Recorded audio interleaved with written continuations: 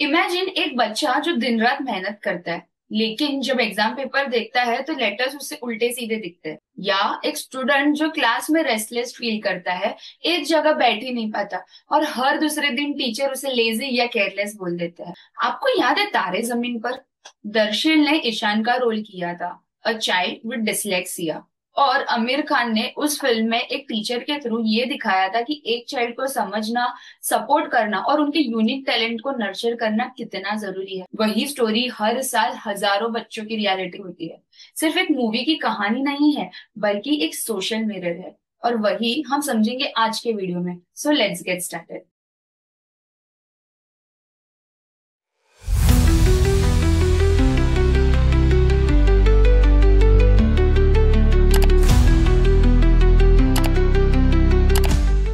Hi, I am Bhoomi Gadda, child psychologist, career coach and founder of Mind Matrix. आज हम समझेंगे what are the learning disabilities, उनके early signs कैसे और क्या होते हैं, कैसे पेरेंट्स और टीचर्स उन्हें सपोर्ट कर सकते हैं, एंड लास्ट में ये मिसअंडरस्टैंडिंग तोड़ना आज की दुनिया में सबसे ज्यादा जरूरी है। सबसे पहले हम समझते हैं what are learning disabilities. Learning disability एक अम्ब्रेला टर्म है। मतलब child's brain processes information differently. ये वीकनेस नहीं है, बस एक डिफरेंस है। The types of learning disabilities: dyslexia, learning, reading या स्पेलिंग में स्ट्रगल फील करते हैं, वर्ड्स हिलने लगते हैं, कॉम्प्रिहेंशन स्लो होता है। ईशान इन Taare Zameen Par is the perfect example of dyslexia. Second, ADHD, restless feel करना, easily get distracted, impulsive behaviour. Teacher अक्सर इसे शरारत समझ लेते हैं।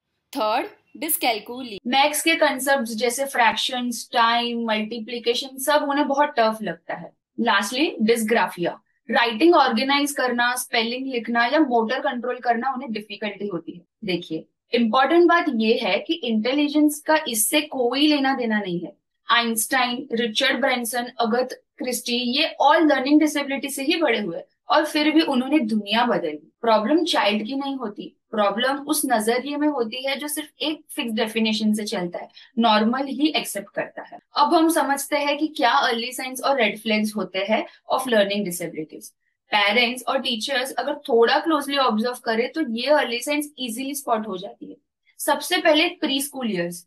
The science can be speech delay, alphabets या राइम्स याद नहीं कर पा रहे हैं, बेसिक इंस्ट्रक्शंस नहीं समझ पा रहे हैं। प्राइमरी स्कूल ईयर्स, जैसे रीडिंग स्लो होना, स्पेलिंग मिस्टेक्स रिपीटेटिव होना, मैथ्स प्रॉब्लम्स का सिंपल सॉल्यूशन भी कंफ्यूजिंग लगता है, होमवर्क में अननेसेसरीली ज्यादा टाइम जाता है। लास्टली, एडीएचडी के साइंस: कांस्टेंट फिजिटनेस, एक जगह फोकस ही नहीं कर पाते, होमवर्क इनकम्प्लीट रहता है।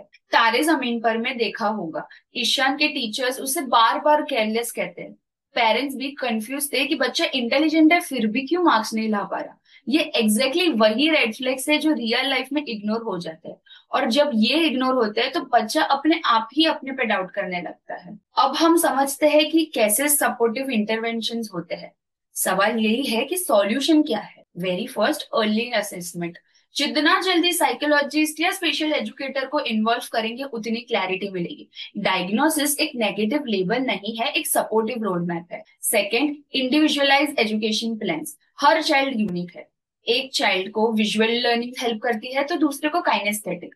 कस्टमाइज प्लान्स कॉन्फिडेंस बिल्ड करते हैं बच्चों के। थर्ड, असेटिव टेक्नोलॉजी, जैसे ऑडियो बुक्स या टेक्स्ट टू स्पीच है, डिजिटल ऑर्गेनाइजर्स या माइंड मैप, स्पेलिंग और ग्रामर के कुछ supportive tools. Fourth, study hacks, pomodoro technique, visualisation और colour coding, multi sensory learning try, जैसे सुनना, देखना, लिखना सब एक साथ। Fifth, parental role. Parents patience रखना जरूरी है, कभी उन्हें कंपेयर मत करो, रोज एक पॉजिटिव री एक्टिविटी बनाओ।